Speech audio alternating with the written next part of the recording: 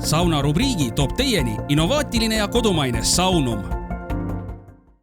Tänast saunarubriiki alustame aga hoopis sportlikult. Oleme tulnud siia Saue valda Jõekäru rannapoole keskusesse ja vaatame kõigepealt, kuidas noored Eesti rannavõrkpallurid trenni teevad. Käime saunas ka ära sellepärast, et saun ja rannavõrkpall, uskuge või mitte, käivad koos.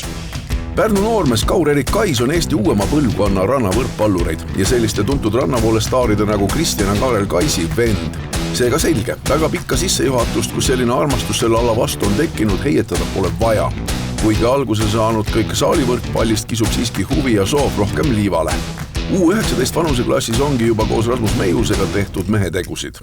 Praegu on turniire kõvasti, et rannavõrkpall ongi selline ala, et põhimõtteliselt suvel iga nädalavahetus on võistlused. Et hetkel konditsioon on väga hea, oleme korralikult tööd teinud ja kohe tulemas on Eesti meistrivõistlused, et loodame sealt hea tulemuse teha. Aga rahvusvaheline areen, ega tegelikult ka maailma tipud on ju suhteliselt selles teie vanusegrupis teile tuttavad ju mängijad kõik, et kuidas te seal seeskonna seest tunnete? Jaa, et just käisime ka Beach Nations Cupil, et mis siis on turniir, kuhu kutsuti Euroopa 8 parimat riiki, igast riigist sai 2 paari ja seal mängisimegi täiesti maailma tippude vastu, sest Euroopa on kõige tugevam mander rannavõrkpallis. Ja päris hästi läks, et saime ilusti vastu maailma tippudele. Kõige parem paar, kelle vastu vist mängisime, on maailmas hetkel 20. kohal. Et päris võrdselt mängisime, küll kahjuks kaotsime. Selleks, et reitingupunkte koguda ja kõrgemale tõusta on vaja mängida ja selleks tehakse kõik. Mida rohkem mängid, seda kõrgemal sa seal asetusel oled, aga see mängimine just nõuab palju raha ja hetkel meil kahjuks seda ei ole. Et raha on see, mille taha praegu kõik jääb. Just, et oleks raha palju, siis ilmselt mängiks ka aasta läbi rannavõrkpalli. Eesti rannavõrkpallil on tulevikku, kuid eks kõik nõuab veel realiseerimist. Pärast trenni aga on absoluutselt kena ennast saunas realiseerida ja see on lausa vajalik. No nii, lähme nüüd seltskonnaga siis sauna ja räägime ka natukene saunajuttu. Pärast trenni saun ja sport käivad kokku. Väga tihti käime saunas, et üldiselt see taastamiseks ongi meil nädalas korra vähemalt on kohustuslik saunas käia isegi. Kohustuslik lausa? No isegi jah, või rangelt soovituslik, et see taastab väga hästi ära lihaselt.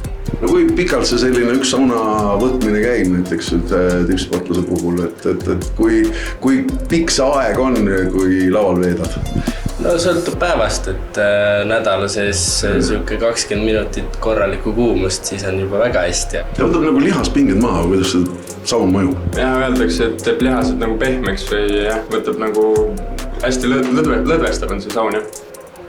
No siin on Jõekäru keskuses on siin selline saunumikerisega saun, mis on suhteliselt ainulaadne ja uus Eesti tingimustes. Kuidas see tundub, et reeglina me oleme ikkagi harinud sellise ala klassikalise Soome sauna kerisega, et viskab vett peale, mida kuumem, seda parem?